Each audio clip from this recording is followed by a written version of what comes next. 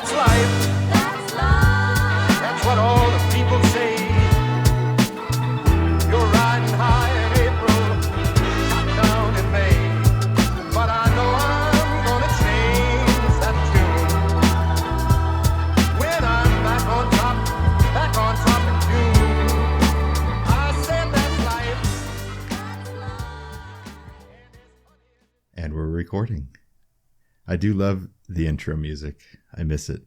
And you know what? I was just thinking, hearing the same thing, is that, do you remember all the process we went through, picking out the podcast name, figuring out what we were going to do with the album art, like the podcast logo, and then also the music? Oh yeah, that was a big process.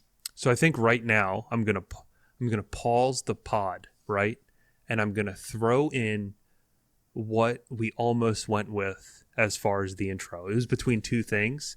We ended up going with the Sinatra, but there's this artist that I stumbled upon on SoundCloud, and his name is Prolete R, and he has all these kind of like old school mixes of old music, making it kind of modern. So I'll play right now what we're going to go with.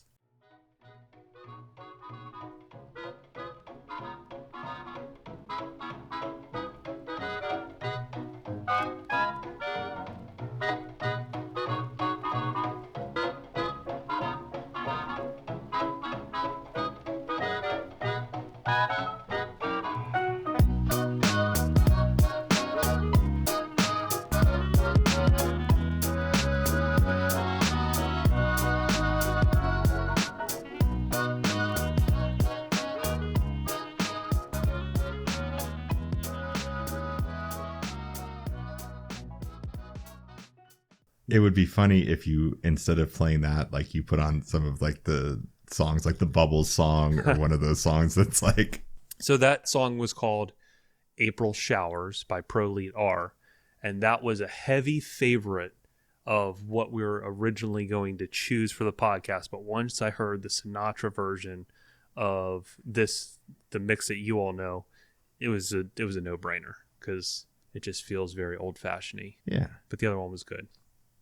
I'll have to remind Gary because I'm obviously going to edit in that music post, and he probably forgets what song we were originally talking about. Well, and we'll see if any of maybe I can dig up the photos that we used to kind of come up with. Oh yeah, the concept for the artwork. Yeah, so Gary was in charge of the album or the art for the podcast.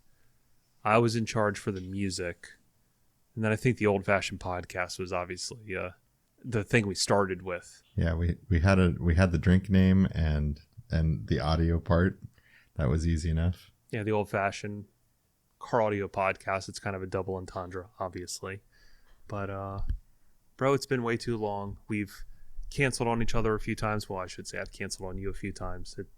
Gary never cancels. I feel like he's always... I don't know how you do it, man. You're like... I don't know how you're built. I don't know how you do it. Me neither. This year I get has tired, been absolutely and then I will insane. Complain when I'm tired and check out when I'm tired. But you're just like Thomas the Train that just keeps going. Well, you're 3 hours ahead of me, so that is true. It is a lot. There is that. Yeah. I know they can't see us at home, but we were both lifting an Old Fashioned to our lips for a short break. I went with a Bouvardier tonight. Not an Old Fashioned, but very good, to say the least. Bouvardier is going to be your bourbon whiskey mixed with Campari, mixed with sweet vermouth. So it's like a whiskey version of a Negroni, if you know what a Negroni is. Same thing, just without gin, whiskey. Headed to Vegas in a few weeks, and I think we're going to have to make a drink hit list. I know we're going to spend some time at Golden Tiki and Frankie's doing all the tiki drinks, but I will have to try a few Negronis and Old Fashions around town. What's in Vegas? We're just going to go. We used to go for New Year's, and this year that's just not going to work out. Yeah. So it's not going to work out, but we still wanted a trip, so we're going to go a little before New Year's. Are you doing CES this year? I don't plan on it. I feel like CES is over for car audio. I haven't been the last few years. Obviously, I haven't been after since COVID. Yeah, I don't know. I don't know who still goes to CES. Yeah. It's definitely not what it once was. Even SEMA this year. You didn't go to SEMA this year, but I was too busy. SEMA, there was a decent car audio showing, but it it's lost a little momentum, I feel. They finally had some cars there this year, some Teslas in the mix. Oh, yeah. Yeah, a lot of people sent me pictures when they stumbled upon them. But yeah, so what have you been up to? Just to remind the people listening, Gary and I, we never really catch up on the phone and talk about any kind of material that could be used on the podcast. So we've actually do a little bit. We do a little. Sometimes stuff that we can't say on the podcast is what we talk about. But yeah, it's probably been, since the Eldridge episode, it's probably been a month maybe. Month and a half. Yeah. 2 months. Yeah, it's been a minute. We've been busy. I know I've been absolutely slammed with work and home life, and I'm looking at my house right now and it's a fucking wreck. Like, do I see a Christmas tree in the background though? It's something. I do. Got 2 dogs running around now, 2 puppies, 2 cats, a kid who's sick all the time, a teenager who wants to go out all the time. And 2 full-time working parents. So it's an absolute shit show at my house, and it's a mess. It's a wreck, and I don't know what free time is anymore. Yeah, I feel like time is just speeding up. Like the days fly by, the weeks fly by, the months fly by, and I feel like we're doing a lot of stuff, but I don't know. It's going so fast. The Fridays are just ripping by. Before you know it, it's like the following Friday, and I'm remembering like, oh, finally the weekend, and then the next week just rips by, and I feel like I've just been drowning at work, to be honest with you. Yeah, I feel that too. We have so many, like, we haven't been doing that much audio stuff because the other side of stuff has been so busy and has kind of needed to take a priority. And so I feel bad that we haven't gotten to do a bunch of audio, and we have some projects that have just been kind of sitting. So we're getting close to wrapping up 2 big non-audio jobs. And then I'm actually excited to get back to some audio. I feel just kind of out of touch. Palette cleansers are nice. I'm working on a few palette cleansers right now because I just went through a shit show of old cars. Which is not my forte. So what do you? I think it's kind of interesting because there are certain shops that have a reputation for focusing on older vehicles, right? And I'd say that we're kind of a split down the middle when we do audio between old cars and new cars. Pretty much 50-50, maybe 60-40 newer cars to older cars, but you don't love it, huh? No, I'm not a fan. And so for me, I think when I plan stuff out, it's very methodical, and just that, it's planned and it's predictable. So like if I'm working on a Tesla or right now I'm doing a Lamborghini Urus, like I know that I'm not going to run into certain issues, right? I know I'm not going to have to fix something if I take something apart, right? You take off a panel and you're just like, what the fuck is going on here? And then you have to address it because, that work compounds into what you do.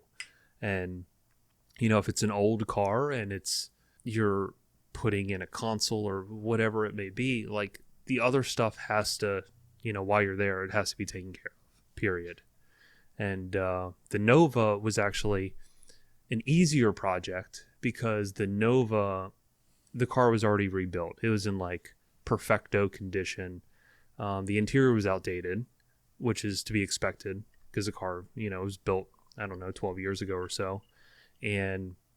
But the interior was in like great shape. So I didn't have to worry about, if I make pillars, do I have to make the dash look better so the pillars look fine, or the pillars don't look too good over the dash because the dash is outdated, shit like that. Whereas like a Lamborghini Urus, you make pillars and you move on, right? I can make the pillars in a day and I can move on to the next portion of the job.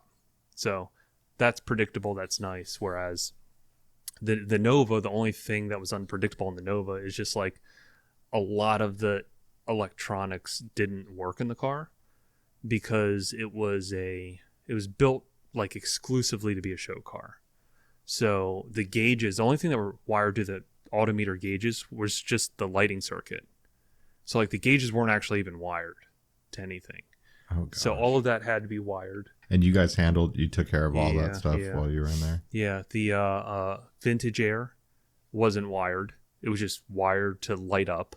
So it was just in the car to like light up. But the air didn't work. Let's see, the car didn't even start when it came in. It didn't even start. Oh, gosh. Yeah, so the first thing I had to do is get the car started, and that's unpredictable because it's like a Pontiac G8 engine swap, right?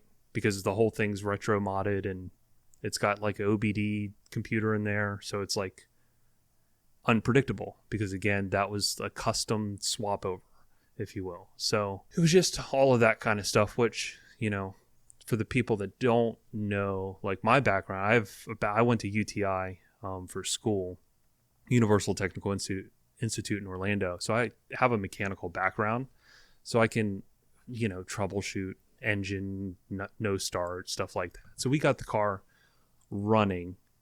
That was the first thing we had to do. And then from there, it wasn't running because once you looked at the wiring behind the scenes, you're just like, it's the typical old car, you know, people that don't know how to wire stuff appropriately is doing that job, right? So generally it's your body guys and all of those people doing the wiring, and they don't have a fucking clue about wiring, right? Something doesn't work, they just run a new lead, and that's how the car ends up looking like it does. So we had to gut everything out, start over from scratch. We put like a proper fuse box in the front and the back that's easy to access with real fuses. Really whole new wiring harness in the entire car for the most part, other than underneath the hood.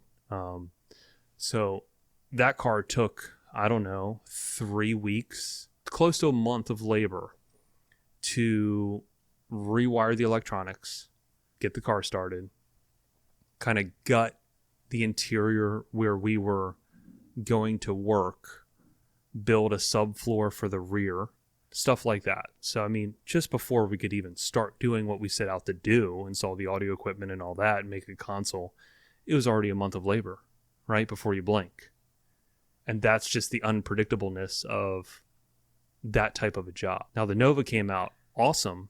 You know, it was relieving because this, you know, the outside of the car and the engine and the rest of the car is just so beautiful and elegant. And, you know, it is sometimes hard to install a ton of equipment and still keep an elegant type of look while making everything serviceable and easy to access and, you know, stuff like that. What gear was in there? Was that Utopia? So the Firebird and the Nova had like the same exact gear. Okay, so it was a 3-way front Utopia M, so 6 in the kicks. There was a mid and tweeter in the pillars. In the Firebird, it was in the dash. And then the Firebird had rear speakers, so rear 6x9s. The Nova did not have rear speakers. And then we used Mosconi Pro amps in both, so a 210 on the front mid bass, a 410 on the mid-range and tweeter, and then 2 110s on the subwoofers, which were Focal Utopia M10s.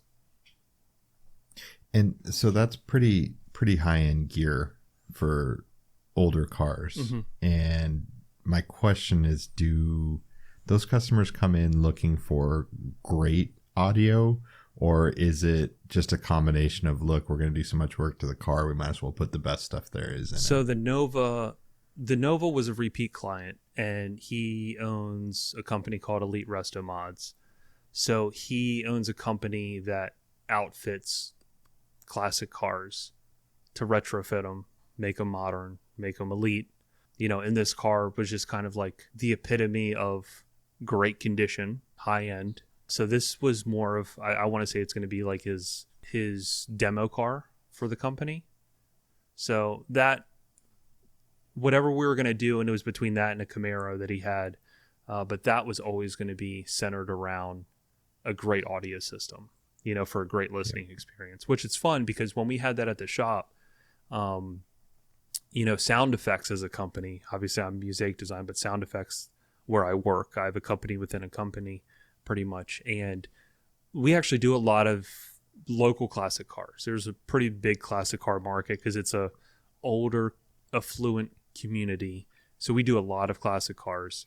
And I demoed the audio system to a lot of different, like just old fogies that would come in there with their classic cars, and their minds were No just, offense to the old fogies. their minds were just fucking blown, right? Because their expectation is like Classic Industries radio or retro mod radio. Oh, yeah. It's like that's how they're used to listening to cars like that. And this was just like something unlike they've never heard before. So the Nova, like I said, the Nova came out really well. I was really happy with it. I was really happy with how it looked. I believe he's getting the front seats redone right now because that was like kind of the last thing in the interior that needed to be addressed.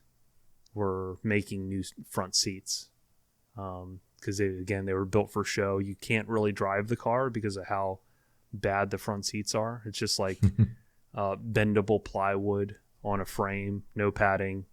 It's like the most uncomfortable thing. And the design was kind of weird because the headrest kind of float back.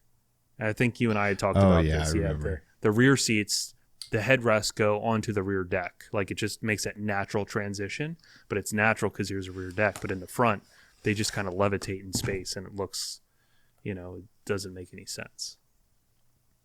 But to answer your question about the audio system and do the clients come in asking for that, on the Firebird, the client had seen a video we did on a C3 Corvette and wanted to do the same tier audio system, right?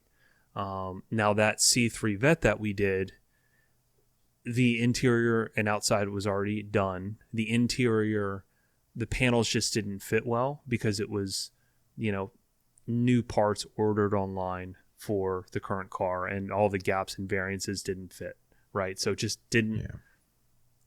And that's what we did in the Firebird. And that's why the car is so unpredictable, because the Firebird came in, and I later find out that the client never even seen the car in person. He had bought it from somebody in like Ohio, and then it got shipped straight to us. So he never even put eyes on the condition of the interior. But the condition of the interior was like almost salvage level, right? It was all like original. All the like the vinyl was ripped off everything. The dash was rusted with scratches. The console was just falling apart, and it was all like gummy and old. Same with this, like it was just all fucked, completely fucked. So the job was to put in Focal Utopia M gear, Mosconi Pro amps, make a center console, and make a trunk. Well, I can't make a trunk and a console and have the rest of the car rusted, falling apart. I mean, you just can't do it, right? I'd rather say let's not do the job at all unless we're going to do it to where we can at least start from scratch or like an acceptable level. So that's kind of what we did. I went through Firebird Central and literally ordered every single part that I could order for the interior, and every door sill, every piece of trim. Like we replaced as much as we possibly could, bringing it back to like an OE standard. So again, it's how was the quality of parts when you ordered? Like a lot of times we order old car parts, and that's the problem. Door and panels, that's the problem. They don't Is fit like still. we ordered like high-end deluxe OE style door panels, and they're expensive. But like at the end of the day, there's still work that has to be done to make them look and fit flush, right? The whole car is unpredictable. You order a headliner. We ordered a one-piece fiberglass headliner. It's not like you're just doing a headliner in a Tesla. Obviously, that bitch ain't going to fit. There's going to be gaps that you're going to have to correct. which means you're going to have to rewrap it after you mold the pillars with the headliner and it would have been probably easier to remake a whole interior from scratch than it was to just put all the parts in. Not to mention the dashboard in that car is completely welded into place. So that all has to be cut out. We had to remove the back glass and the front glass because we made a rear deck for the 6x9s and the pass-through for the sub. So that was easier with the glass out. And while doing that, we replaced the glass because it was original glass and it was just like 100% foggy, right? Because it's 100 years old. And like I said, this was just the epitome of the entire car. Like, it was just completely beat up. And it still needs body work. It still needs paint. Oh, gosh. That's the worst when you know that somebody's going to go in after you and, like, want to pull that stuff apart if they repaint the car and all that side of it is a whole nother headache you might have to deal with. Right. I mean, I'm assuming he takes it to a good place, because he's from Texas and he ended up finding us and sending it to us. So, I mean, I'm assuming he does his research. But the only downfall of the Firebird project is I just know the guy's not going to appreciate the before and after like I did. Because that car was so fucked when it came in. And now it's like, it's comfortable, it's clean, it looks really good. And there's I'd say a perfect mixture of completely original with, that touch of modern. Because it has like a Sear push to start, it's got a Sony 10-inch radio, it's got a high-end audio system. So there's a lot of current modern amenities, wireless charging for a phone and shit like that. So, I mean, it's definitely going to impress people. And if it has body work and paint, like nice paint, nice engine, I mean, that'll be a legit Barrett Jackson car once it's done. But like I said, that car was a mess.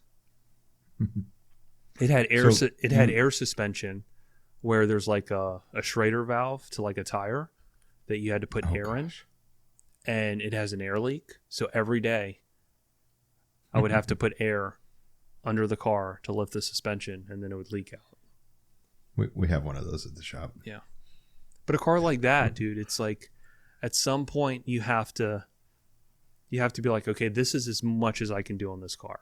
Because I could have kept going on the car and addressed more and more and more and more issues. But at some point, the budget starts to get so out of whack from where you started that you're just like, we have to stop at some point.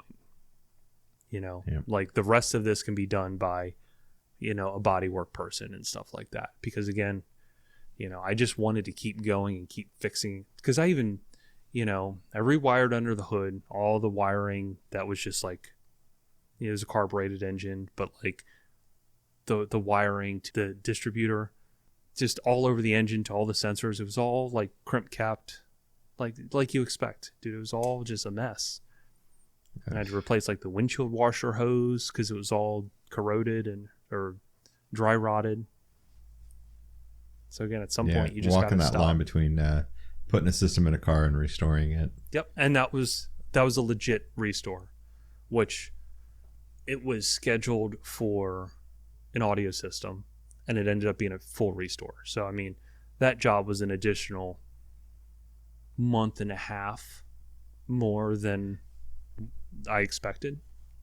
So did you push the rest of your schedule back, or did you just skip a car, or what happened with your scheduling? So a little bit of it worked out because I was slated to finish our shop Model 3, which, if you guys remember on a previous podcast a few ago, we had talked about our shop bought a Model 3 to make as a demo car, and we're going to do like a mini YouTube series where there's going to be, 8 or 9 episodes, and we're going to kind of show you the behind the scenes of sound treatment to doing the speakers to making the pillars to doing the radar and laser to building the trunk. And that's just been shelved for to do later. So I mean, that's just still sitting there. We were going to do that. Obviously there were other cars scheduled. Right now it's like the first time ever that I'm depending on more people in the shop. So from the sound effects side, people that I trust. I think finally there is a guy, Aaron, who works at Sound Effects that is more focused on Mosaic now. So he's doing a lot of doing the wiring, doing the speakers, and he's done two or three downfiring enclosures for me, where he built like the skeleton of it, and then I built the trim for it. So I can, stuff like that I can draw out, build the box. However, he did just do the box in the Bronco. I'll post pictures of that shortly. But I'll send you a pic while you're talking, and then you can look at it at some point during this podcast. But he built that. I gave him like a direction, and he like did a really good job. Now, do you share like the wood shop with the rest of with the Sound Effects but guys? The only people that are really using it, I mean, obviously I would say everyone pretty much knows how to use Aspire and Corel. So if anyone needs to make a bracket or really do anything, they can utilize. We have 2 computers in our laser room. One that's kind of like my station, and one is mixed by everyone else. So yeah, I would say that someone's always pretty much in that computer room drawing something for something that they need. Yeah. But it does get a little bit crowded, even though our space is big. I even said this to Aaron the other day. I'm like, shit, you remember when we didn't have like 3 of these rooms as part of our fabrication setup? Because at one point we just had like the wood shop, and then we got the laser room, and then we got the upholstery room, and then we got like the sanding room. So it gets love having rooms. Yeah, it gets tough. Individual rooms. But yeah, right now at the same time, I have a Ford Bronco getting a nice audio system, a brand new one. I have a Lamborghini Urus, and then I have a Tesla Model 3. Like 3 pretty big systems in 3 different cars at the same time. So it's been pretty difficult to say the least. And the reason we did that is because we had kind of a slow point on the sound effects side. And I just wanted to keep some people busy with stuff they could do, right? You could pull out the interior, you can sound treat the car. That's going to be no different than if I do it for the most part. I can tell people exactly where to run wires with the carpet out and stuff like that. So, I mean, all of that stuff has been addressed on all these cars. So now it's like me jumping from car to car, finishing the fabrication of each one. So the Bronco will ship out tomorrow. That was a pretty cool build. We ended up doing 2 JL boat pods, like the wakeboard towers. Oh, yeah. So we did 2 like 8-inch wakeboard towers firing back. Oh, wow. Because he has a lake house, and he said if you could put speakers in the back, so when I have it near the dock, we can listen to music. And I'm like, yeah, sure. So we did 2 8-inch wakeboard towers, paint match to the vehicle. So paint match, it looks so good on it because it's like this baby blue Ford Bronco, and it's more of like a military, like a kind of like a gray blue, and the pods are it's paint called match. Area 51. It is Area 51. Man, you're good. Reminds me I got something to tell you later. Uh-oh. So I might own something that's Area 51 blue now, by the way. Okay, yeah, I already know where you're going.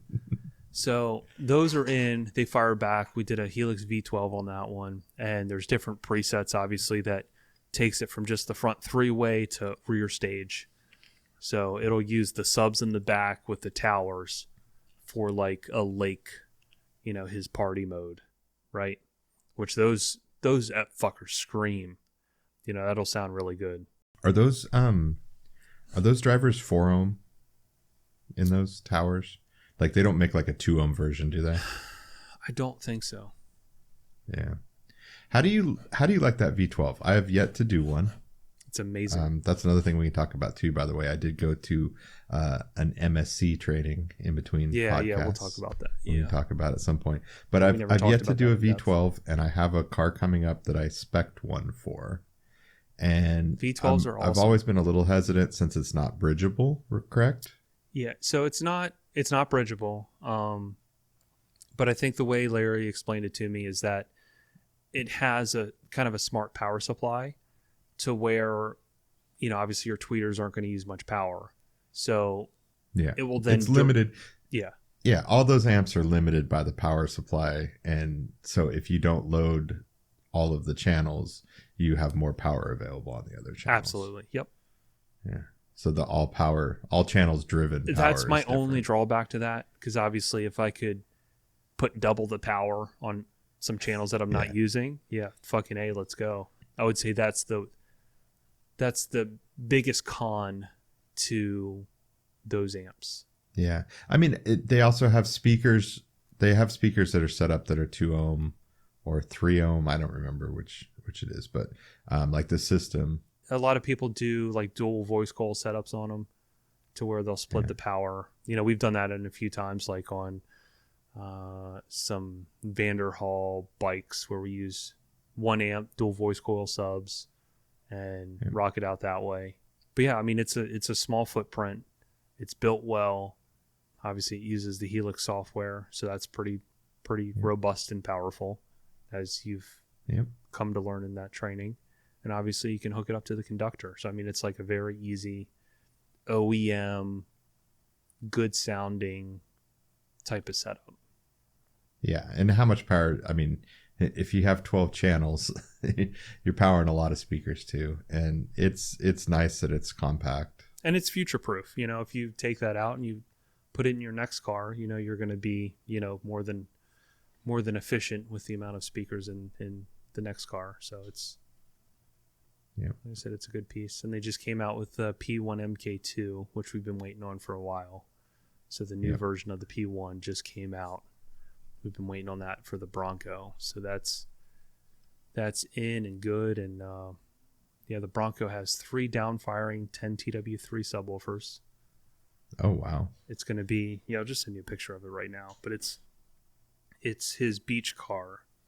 So he's going to throw a bunch of stuff back there. So we finish it off in like carpet, but we kept the front kind of cool, like detailed with some design. But the top extends over the front. So if you throw stuff in there, it's not going to hit all the acrylic in the front. What'd that get up front for speakers? KRX3. If you heard my phone going off, that's Matt sending me my text message. Is that 4-door Bronco? 4-door, yeah. Yeah, it's got a little more room back there. The one we did was a 2-door, so it didn't quite have as much room. Yeah, even with that enclosure in there, there's still a ton of room. When you look at it, it's hard to think that there's 3 down-firing subs in there. Yeah. And then it vents out the front where that grill is. And we basically mimicked the grill of the back door. And then we used the Bronco like it is on the front of the car. It's white letters like that in the grill. And so the last picture I sent you that's coming in a second, we basically did the same slot grill design that you see in that picture. Oh, yeah. And did you see cool. the picture of the Urus box? I saw the pillars. I don't think I saw the box. So here's what the box is going to look like.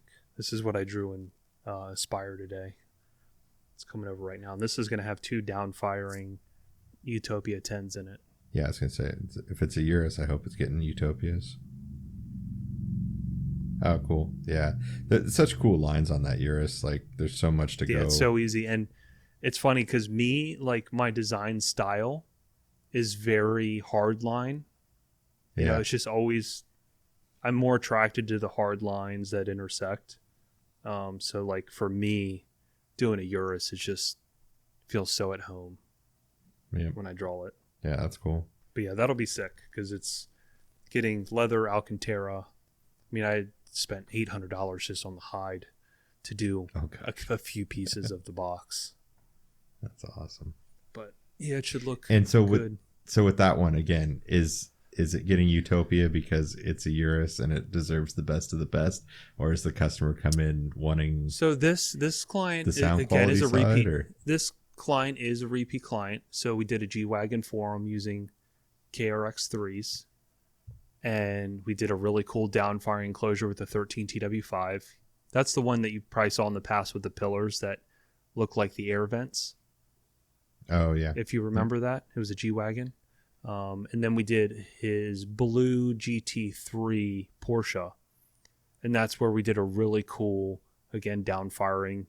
No, it was upfiring to 10 TW3s, I think, with just a very sleek, like slotted grill looking enclosure. So this is the first time you went with Utopias. In his Porsche, we did Illusion Carbon 3-way on a V12 and a P2 with two 10TW3 subs and rear speakers.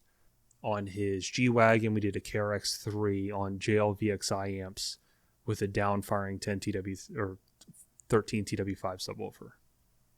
So he's kind of had a mixture of everything. Yeah. So in this one, he elected to not do the Mosconi Pro amps and just went with the V12 to keep a simple setup. Yep. So speaking of all of that and those combinations, are you excited for the new Focal, I believe it is K2M? Yeah, the Kevlar. Is that what it is? K2M? Is that what they're calling them? I think so, yeah. Basically K2 with M profile. I just wish cones. that they had K2 Power M. The only failed part of that whole thing, because I'm always going to be critical, is that should have launched with an 8-inch option for mid-bass. Yeah, you have an 8-inch option. But Utopia. In the Utopia M. Yeah. That would be and my now only... And that was always my drawback of not selling the KRX3 over the Illusion Carbon 3-way. Because to me, when I look at the Focal KRX3, the price on that's like, I want to say $23.99, I think. Yep. The Illusion Carbon 3-way, if you were to do 8-inch mid-bass and then the 3 in the tweet or the 4 in the tweet, so the Carbon 4 or the Carbon 3, you end up saving like $600 from the customer standpoint. And to me, you get something, it's different, but I want to say it's kind of better, in my opinion. Yeah, I think, and it's interesting because that car I was telling you I was putting together a system for, I was up against this same thing where it needs a 3-way in the front. This one, the maximum is a 6.5-inch driver for the door, but the KX3 is a little on the pricey side, but I believe some of that has to do with the 3 is low production for them, right? Mm-hmm. It was a custom tooled basket. Mm-hmm. The tweeter carries between, I believe it's the same frame on the 2-way.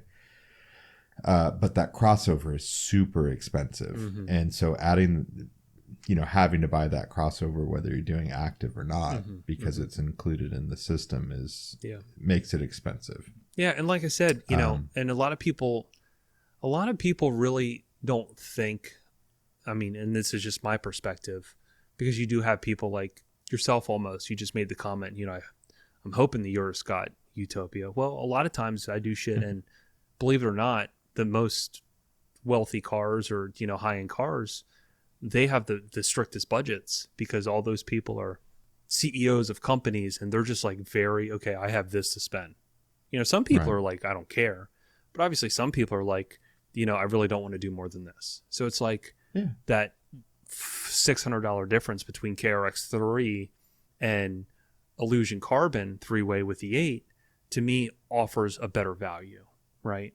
And yeah, I think they're different customers, though. I think that the Focal, if you have a customer that likes output, that is looking for something that rocks out, I believe the output from the Kevlar series is stronger. They're more efficient. They have a 2-ohm mid-bass driver on the upper end version. If you have a convertible or a loud truck or something where you really need that, piercing through noise output that rocks out, the Kevlar is a great speaker. Yeah, or if you have a little less power, or in that scenario that we were talking about where you have a compact multi-channel amplifier that puts out, doesn't put out much power until you drop it to 2 ohms on those mid basses. That's a good combination. Yeah. So there's again, we always say it, everything in audio is a trade-off. But yeah.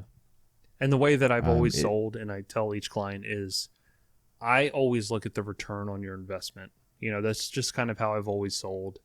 And if it doesn't make sense, I try and not do anything that doesn't make sense. And I'll try and tell you, like, I'd rather just not work on the car. I'd rather have you have the best return so you get the best experience, and you sit in the car and you're like, oh my God, I'm so glad I spent the money. Because, if you're spending all this money and it's not going to just blow you away, then we've all failed, right? He failed in the stuff that he chose. I failed in not leading him to the right stuff. So, I mean, return on your investment is everything. And that's kind of why that I don't want to say I'm in a box of what I sell, but at the same time, I sell it because I feel like it's the best value for the price point. And I used to sell a lot of JLVXI amplifiers, and if anyone from JL is listening, I used to sell a lot of JLVXI amplifiers, but obviously the prices of everything changed since COVID. And I would say those DSP amps made a pretty healthy leap from where they were to where they're at now. So where they were at before, like the 8-channel, the 808i, I want to say it was like $12.99, maybe $13.99 before, but now it's like $2,000. I might be wrong. I haven't looked at it in a little bit, but it's very close to what the V12 is now. And the V12 really hasn't changed in price. So for me, all of the value that the VXI offered became lost when it became almost the equivalent price of the Helix. And for me, there's certain things like the conductor I just like more. And again, the JL knob was king. The 205 was king until the conductor came out, because the conductor just feels and looks more OEM than the 205. But the 205 is, at the time, leaps beyond everything that I had seen and interacted with. And the reason I don't, and I've told Nalika this and, Orca this, like, to me, I'm just not the biggest fan of the Moscone controllers. Yeah, it's just a little dated these days. Again, that all of that stuff goes in cycles, and I'm sure there is a next generation in development. But all of this stuff, we have to look at when we sell, like when we sit down and sell these cars, what offers value, what's going to be predictable in time to install. Like, in an easiest way, in an easiest scenario with a conductor or the JL205, that's a very quick install because you cut a hole, you put it in, and it looks factory.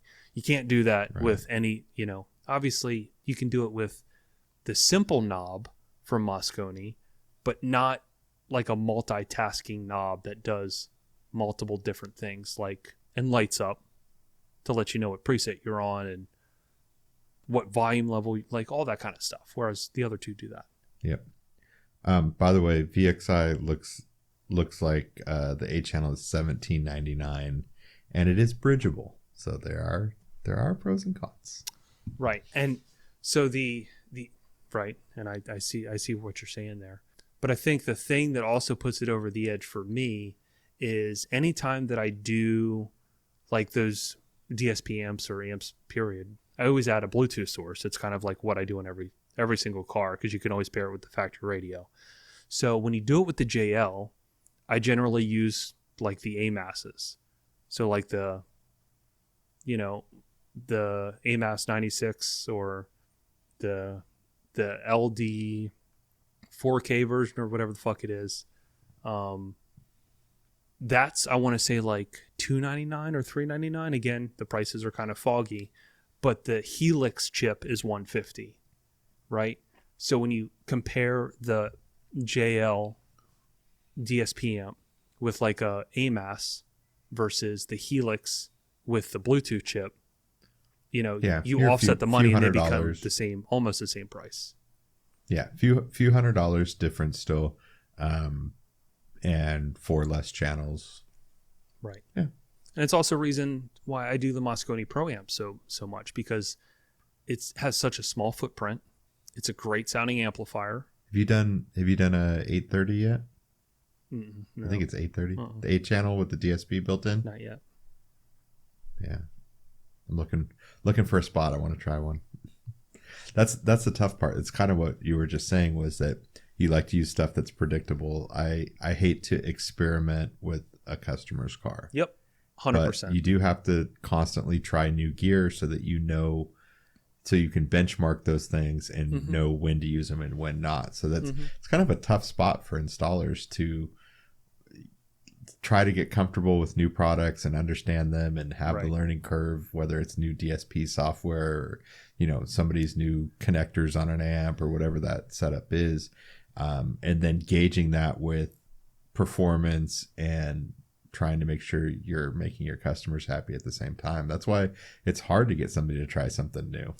And I also think it's easier, like if you have the right scenario client. So I think a lot of the clients that I deal with are from other states, to where if it was a local client, you could do that, because you could have a few back and forth with the client if anything were to be an issue or whatever it may be.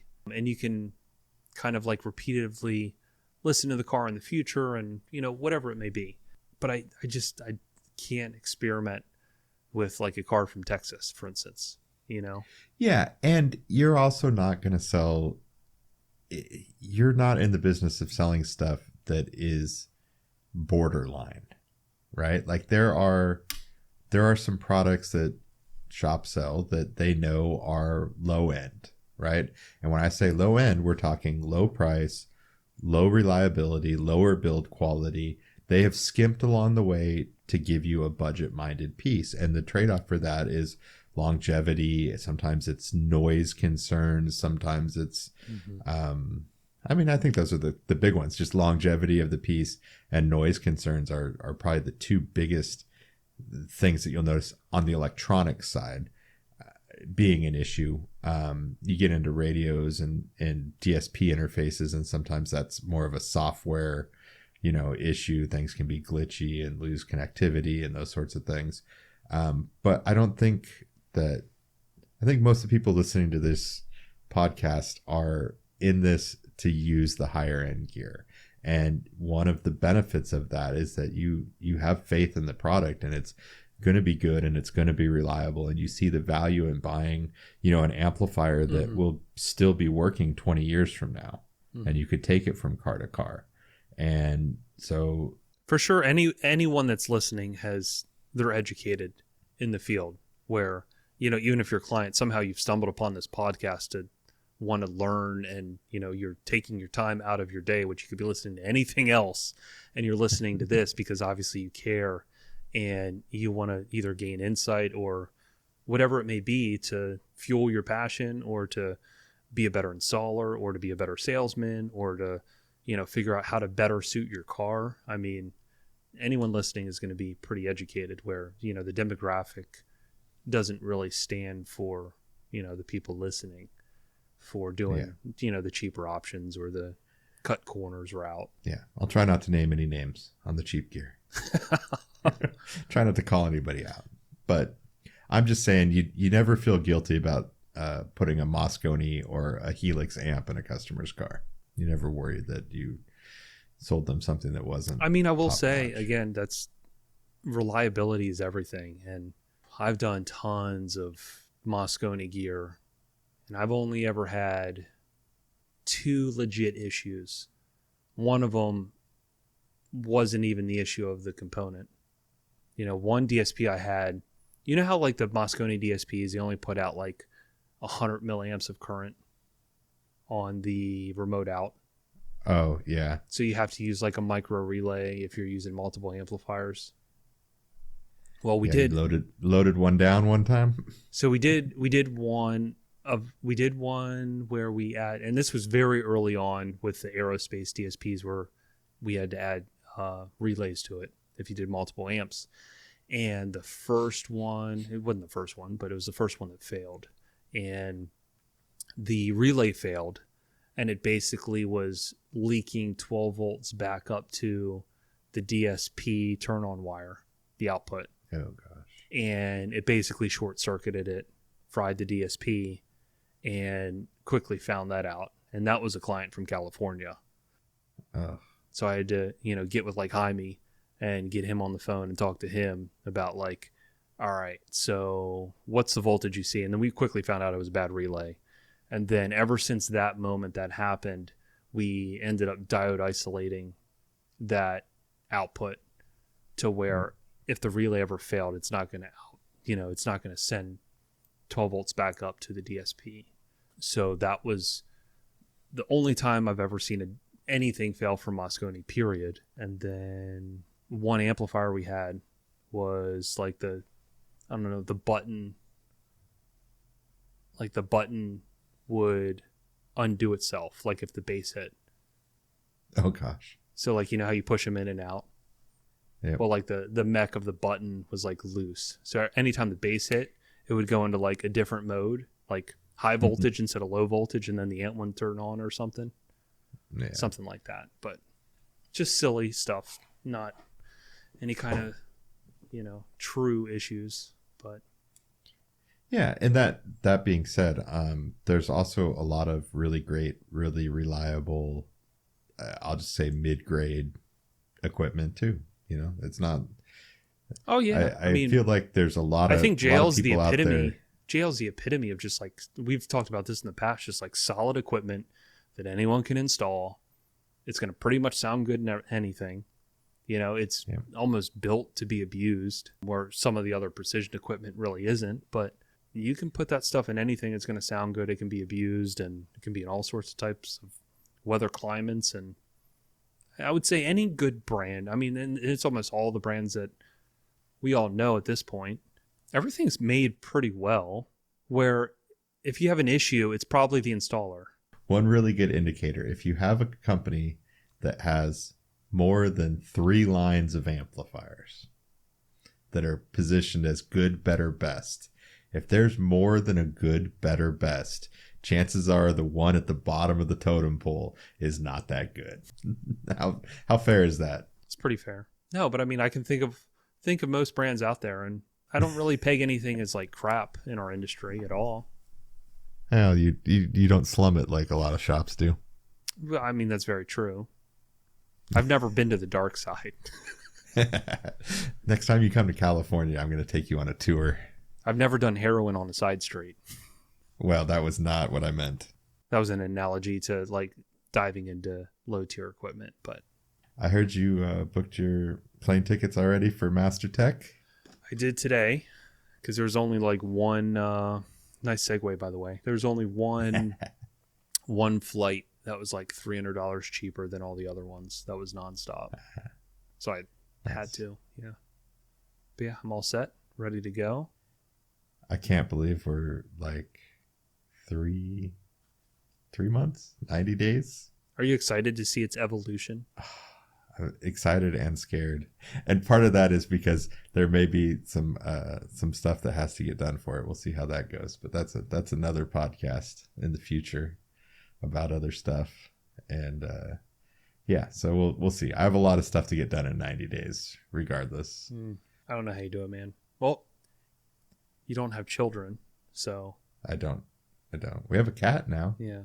Well, cats, I've learned if we so we had a Yorkie, a very small teacup Yorkie, for like 15 years. Once he passed away, about 7 months later, I was talked into getting 2 ragdoll cats, which fine. I mean, they do their own thing. They're awesome. You don't really have to do anything.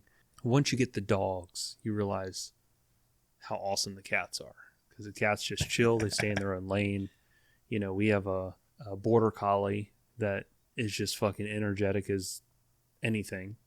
And then we have a wiener dog, a dachshund, and that thing just shits everywhere. It gets like 7 baths a day. It probably thinks it's normal to get 7 baths a day, because it'll shit in its crate. You could put it in the like a bathroom where it has all the space, and it'll shit in the corner and somehow run in the corner, get shit all over its feet. And it could be in the far corner. It'll hop in its shit and then track the shit all over the bathroom. It's a nightmare. It's a nightmare. Dude, So do the cats you have and so the much dogs all time play with each other? because you don't have children and you don't have dogs. So That's true. I'm not going to feel as bad or bad for you that you have all this stuff to do. Do the dogs and the cats all play with each other? The wiener dog loves playing with the cat. He just like goes up to it, wrestles it, bites it. I mean, the wiener dogs are savage. You know, anyone listening who has a Dachshund, they know what I'm talking about. And they shit a lot because they're wiener dogs, so their intestines are like as long as their body. So you typically don't think a wiener dog could shit very much, but once it shits, it's almost as much as the border collie. Oh. I think the term shit show came from Dachshunds. But no, very excited for Master Tech. Very excited to see everything come together. Excited for Chip Foose to be there. Maybe we can get Chip on the pod somehow. We'll see if we can figure that out. Yeah, it's gonna be a good show. A lot of stuff, and even growing from last year, and Well, it's like doubled in size from last year, right? I don't know about double, but it's there's more of everything. There's more venue, yeah. Yeah, I think we're allowed to talk about it. The opening party is now in the actual amphitheater, which is going to be cool. Get to hear some music live. The party was, I would say the party was great last time. I liked it being outside. It was fun. Yep. I'm going to have to learn a few more magic tricks. I know. Something came up the other day, and I was like, I wonder if Maddie's been working on his magic tricks. I'm definitely going to have to come up with something. I'd still like to do the ice bit. It'd just be locked in a solid block of ice for fucking the whole expo. And everyone's like, oh, there's Matty Ice. I wonder how many people will bring a deck of cards this time after last year you trying to hunt. And... Magic tricks are always just a fun little bar trick. It's funny because I was with a group of people. It was probably like 15 people, and there was a deck of cards at like this house. And I'm like, give me them cards. Who wants to see a fucking magic trick? And everyone got all excited, and I fucked up the magic trick so bad because I hadn't done it in a while, and I forgot like the place in the deck. So I'm like, is this your card? And it was not their fucking card. But it worked because it lost the entire crowd. Everyone's like, you fucking serious? You don't know fucking magic. And then all of a sudden I like, whatever, let's do it again then. So I did it again, and it was like a 10-minute trick. And by the last card, everyone was so checked out, and they're like, I'll fucking kiss your feet if that's your card. And it was obviously the card because I had remembered the count. So it's just like anything in life, you know, if you fail, you might learn something that can help you. Like sometimes failing adds to the magic trick. There you go. Yeah. Can't be afraid to fail. Yep. Failing is a part of life. When's the last time you failed? Let's make this the fail segment. Give me something that you failed hard on. And this is going to bring me back to something where we left off, I think, on our last podcast. Okay. This wasn't even planned, but this is a great segue because on the very last podcast you and I had together, I had talked about something I was going to do the very next day, and I failed miserably at it. Okay. I don't remember what it was, but I would say I have been fighting and failing with my 3D printers this past week, and I had some parts that I had to print, and I have 10 3D printers at my shop, and I needed to print some parts, and it's like I went to printer number 1, like my old steady, and I went to print, and I have an issue with the nozzle being clogged. I'm like, okay, I'll go to this printer, and then that printer has an issue, and I got to the point where I had 5 of my 3D printers had issues, and I'm just like so frustrated, ready to just like throw them all away, and I'm like, I'm just over this. And so I feel like my constant fail for the last week was just failing with 3D printers, and then fixing, ordering parts, cleaning, realigning, all of that kind of stuff. And it just felt like, you know, repetitive kicks in the nuts and not being Did you know why they were failing? Like what caused the issues? I mean, each one was just something different. They were each outlier situations, or they were all like like each one was temperature related, or no, something different. And again, all of those machines are not, super crazy high quality. They're not bargain basement. They're not the cheapest of the hobby machines. But in fact, one of them is an expensive machine. And I thought I thought that it was having a problem with one of the connections for one of the stepper motors. And so, I tried to fix it. I tried to, put some hot glue down in the connection and try to salvage it. Didn't work. Ordered a new harness for it, plugged it in. It didn't work. It turned it up. It was the pin on the motor side. So now I'm waiting for a new motor to show up for that one, just one thing after another. And that's on a pretty expensive machine. So It seems like there's a lot of stuff outside your control. yeah. So that's not really failing. Well, Not like the story I'm about to tell you. Uppo. Okay. Let's So hear it. if you remember, I think the last time we had talked, the very next day, I was going to wrap the Nova console. And in that Okay. conversation, and it was poetic how it happened. And of course it's going to happen like that. And I almost blame myself for saying this. But we were talking in that podcast about knowing your limitations, fabricating things to know your limitations of how you can wrap something, putting brake lines in certain spots, Yeah. things like that. I mean, that was the whole conversation. You can look back at whatever episode we last had together without a guest, and this was talked about. So if you want to go back and listen if you haven't. But obviously, I go into work the following day to wrap this console. The console is poly-primered. It's like paint ready. I could paint the console if I wanted to. So I spray everything with glue. I try and tackle the console. And if you look at the console, if you've seen it, there's a YouTube video up on it now. And obviously you can check my Facebook, Instagram, or TikTok to see the console. But there's two legs that go all the way down to the floor. And then the console goes up to the dash and then obviously back to the back seat. So the hard part in that console is getting both legs all the way to the floor while then also pulling the material upwards to the top of the dash. And I also had a wireless charger like mount on the side. So that offered a additional complexity. So obviously I wrap it the first time. I get it. It's wrapped. It looks good. Most people would have shipped it. But you know how like when you heat up vinyl and you stretch it too much, you'll start getting distortion in the grain? Yeah, grins. Yeah. So it wasn't bad, but to me it was noticeable. And it was noticeable to me. And in a car like that, it just can't happen. Right? Because I mean that the whole style of that car is perfect fit and finish. And that couldn't happen. So I ripped it off. Wrapped it again. Obviously, I'm kind of frustrated at this point because I've wasted a lot of time and material and had to resand the console to get back to, get a lot of the glue off, which sucks, and wrap it a second time and it goes worse than the first time. Oh, no. Yeah. So at that point, I think I posted pictures to Facebook and I'm just like, this is what failing looks like. It's a natural part of everyone's day.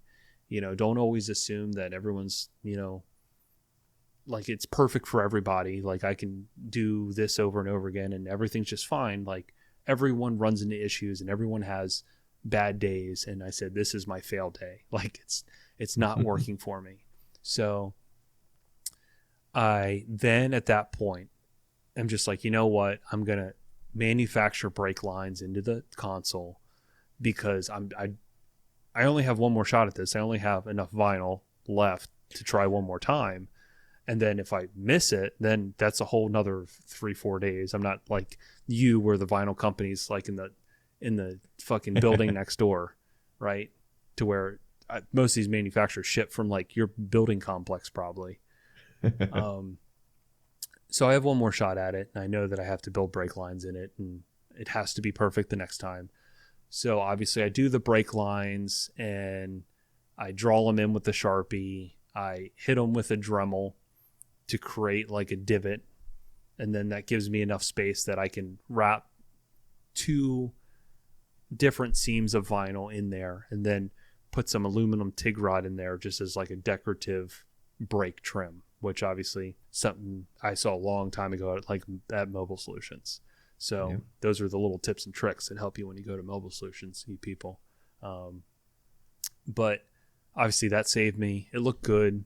A lot of times I've said this in the past that sometimes those little things are happy accidents because those little brake lines really add a lot to the console, and it brings kind of that secondary material into the vinyl, and it looks really nice. And the brake lines looked good.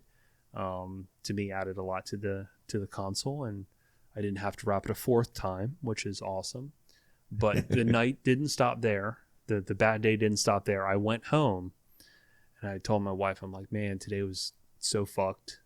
I failed so hard, wasted so much time, and basically got home, made a cocktail, went outside on our patio, and because I was frustrated, I was getting the cushions out to our patio furniture, and I was doing it just real sloppily, just like throwing them down on the chairs because I was in a bad mood.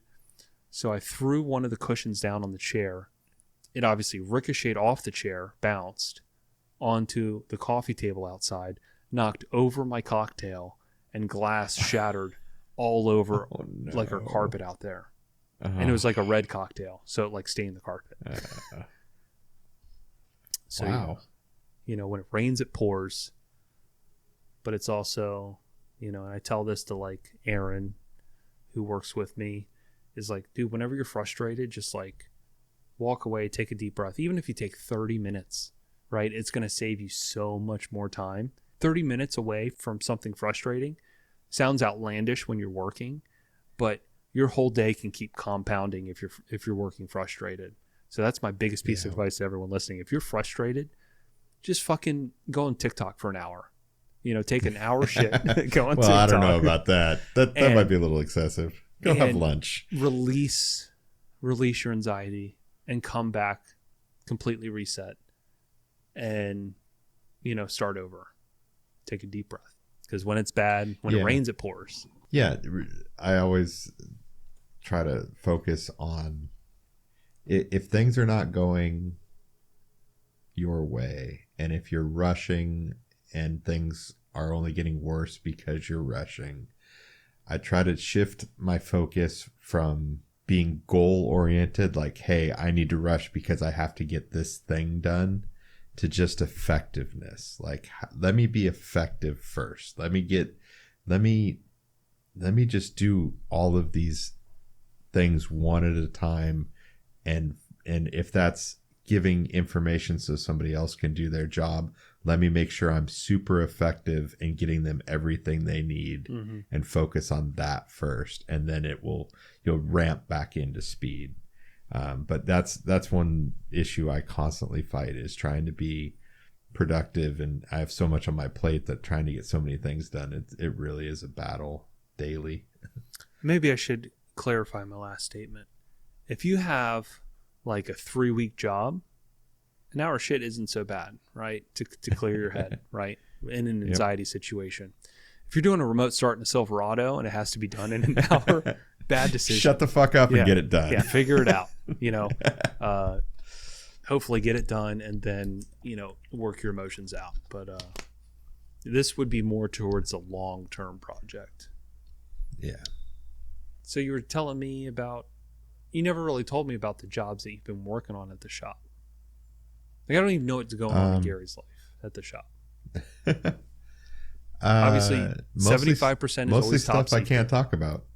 Yeah, mostly stuff I can't talk about, which is fun and exciting and cool. Gary, are you a money laundering company? I feel like you're the only car audio company that advertises as car audio who never does car audio. That I feel like that this year, but it's just because we got a large contract to do stuff for somebody, and that project kind of took over. Yeah, and there were delays and things that were beyond our control, and then it's kind of one of those, once you're set up to do it, you just kind of have to do it. And what was supposed to be done in 4 weeks now took 4 months took 6 months. So there's So like 2 the months that Firebird got for kind of me. wiped, and yeah, on a Yeah, I bigger wasn't scale, playing but for yeah. that at all. Yeah. No, we the only real audio project that we're like really really working on right now is we have a Defender conversion that we're working on that we're just about wrapped up and ready to send to upholstery. It's getting the whole dashboard.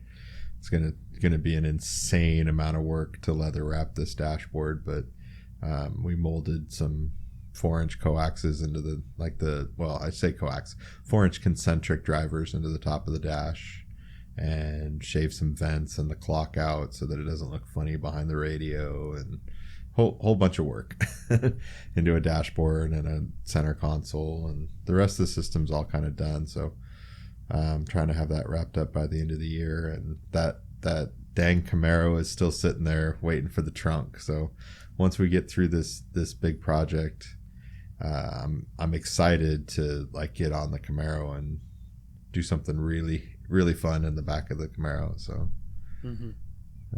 that's that. After the Defender, the next car that we have coming in is for a guy that owns a recording studio up in LA, and I got to go kind of visit and hang out and spend half a day up there and check out all these different style recording and mixing rooms, including sitting in a completely state-of-the-art Dolby Atmos mixing room. And it was quite the experience to hear what they're listening to and hear the controls that they have when they're mixing in Atmos. It literally felt like you were sitting in the middle of a sphere, and the sound was literally just wrapping around you. And this is like a full, obviously Dolby certified Atmos mixing room, and it was a really cool experience. But that'll be a fun car, and we'll be doing that one early next year. Also did go out to Arizona and spend a couple days at MSC, and just getting the latest and greatest on all their stuff and their processors, and picked up a couple little tricks on the DSP and the software. It's kind of interesting as you tackle new DSPs and learn new software.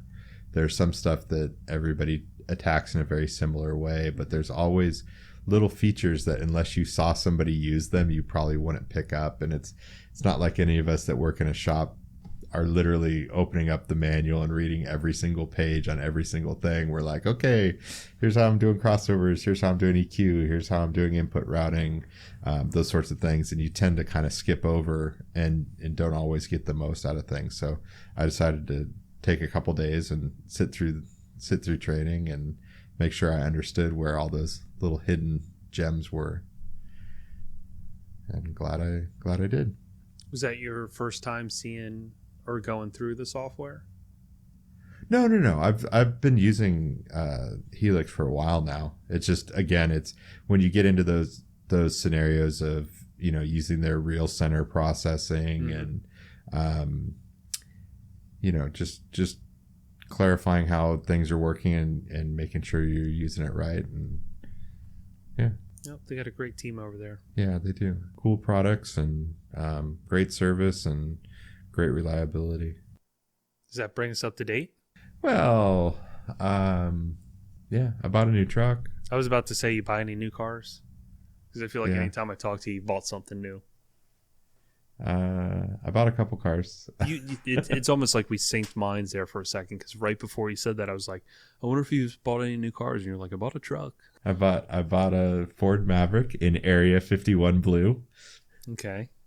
So it matches the Bronco you were working on. Yep. Nice. And yeah, I was gonna, I bought that Prius to do a big system in, and I also have my Tundra that we updated from like the 07 to 13 body style. We made it look like the 14 and up, and I once again decided to just kind of mix things up, because that's what happens when I get too used to what I have and I have to mix stuff up. So I decided to get rid of the Prius and the Tundra, and just get the Maverick, which was kind of like a right down the middle of the two.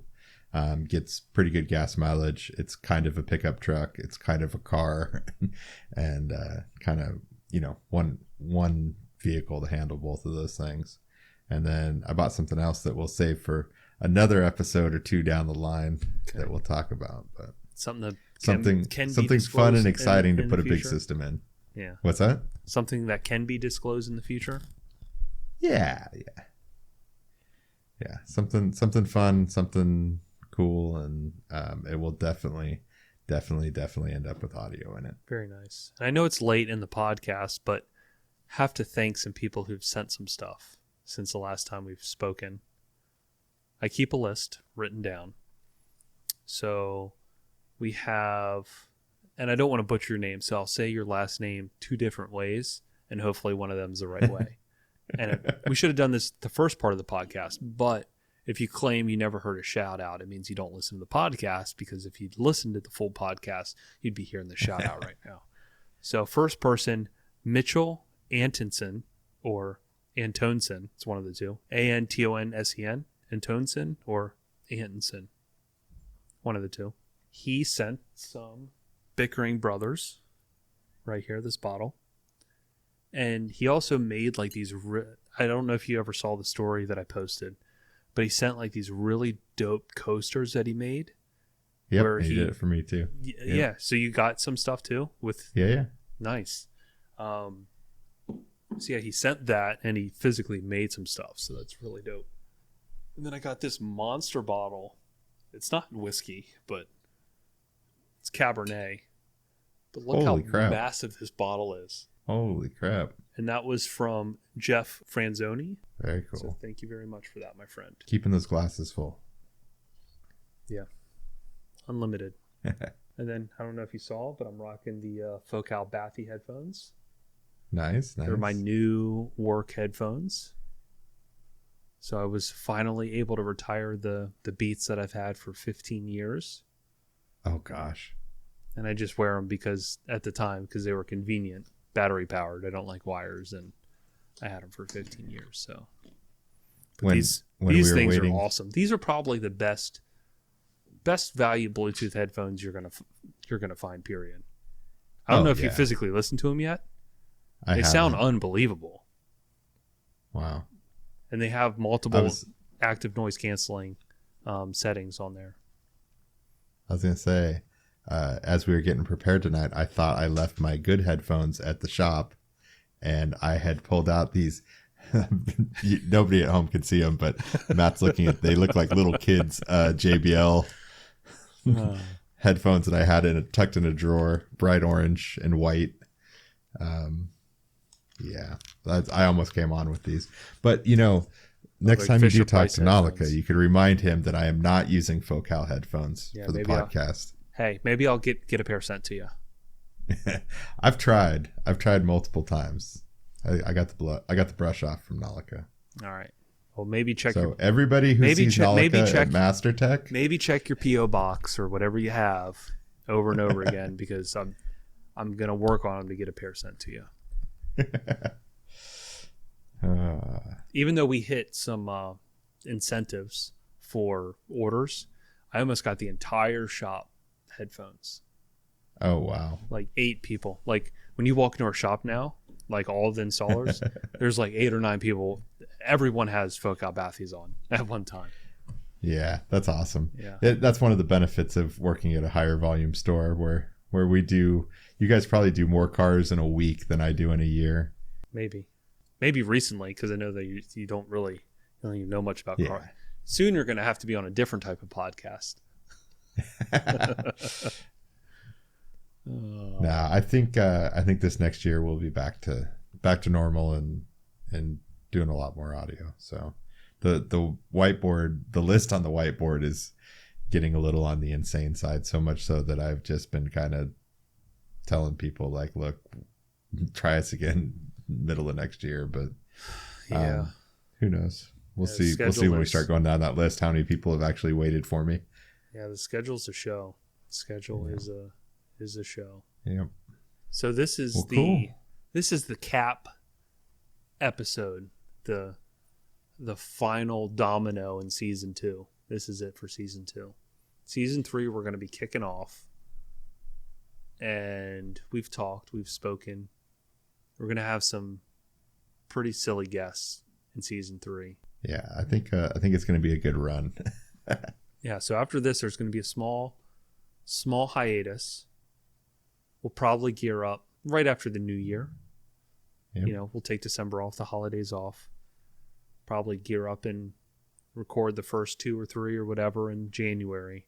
So right before Master Tech, your episodes will start to be dropping. And then we look forward to seeing a lot of you guys at Master Tech.